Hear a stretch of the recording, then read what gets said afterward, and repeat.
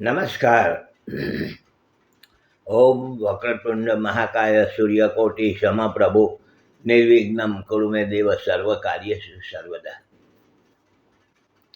ઘરમાં સુખ સમૃદ્ધિ લાવો એ વિશેની ટિપ્સ, જેને કહેવાય નાના નાના ઉપાયોની વાતો કરીએ છીએ. ઘરની અંદર, આપણા ઘરમાં મુખ્ય પ્રવેશ દ્વારની ગયા એપિસોડમાં વાત કરી કે ઘરનું મુખ્ય પ્રવેશ દ્વાર પાસે બિલકુલ સાફ સફાઈ, ચોખ્ખાઈ રાખવી જોઈએ.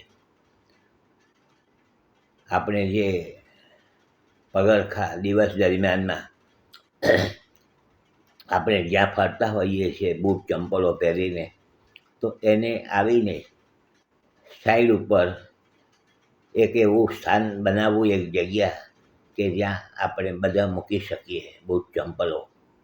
અસ્તવ્યસ્ત ન મોકલીએ, કારણ કે મુખ્ય પ્રવેશ દ્વારમાં થઈને જ આપણા ઘરમાં શુભ ઉર્જા આવવાની છે. માતા લક્ષ્મીજીને આપણે આમંત્રણ આપવાનું છે, આવવાના છે. પરંતુ ઘરનું મુખ્ય પ્રવેશ દ્વાર બરાબર નહીં હશે, અસ્તવ્યસ્ત હશે, ચોખ્ખું ન હશે, તો માં જે આવવાના છે પાછા વળી જશે.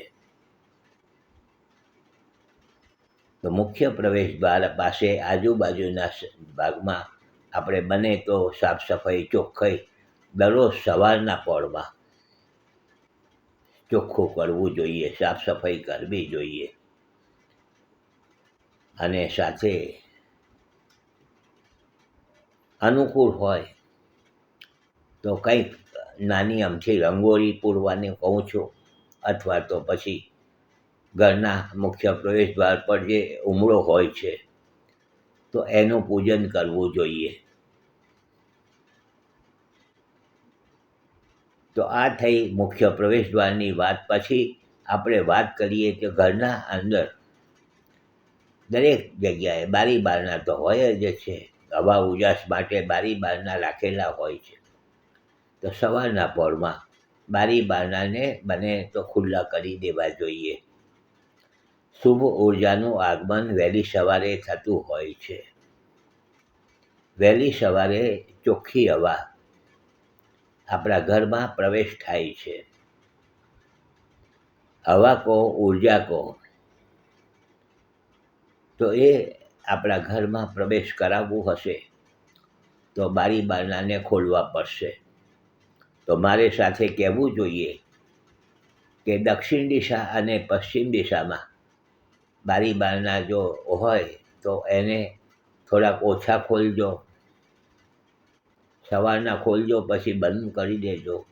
અને ઉત્તર અને પૂર્વ દિશાના હોય મુખ્ય આ બારી બારણા તમારા ઘરના, તો એને ખુલ્લા રાખજો.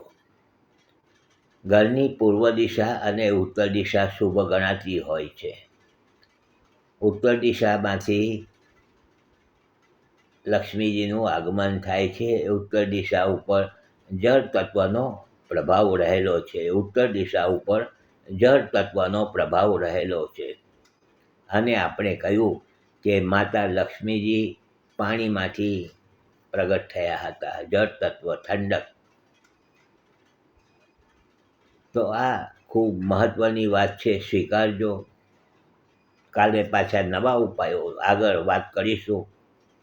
આપને જો અનુકૂળ સારું લાગતું હોય ચોક્કસ તમે લાઈક કરજો, શેર કરજો. હસમુખલાલ ઝવેરીના સૌને નમસ્કાર. જય શ્રી કૃષ્ણ. ઓમ નમઃ શિવાય.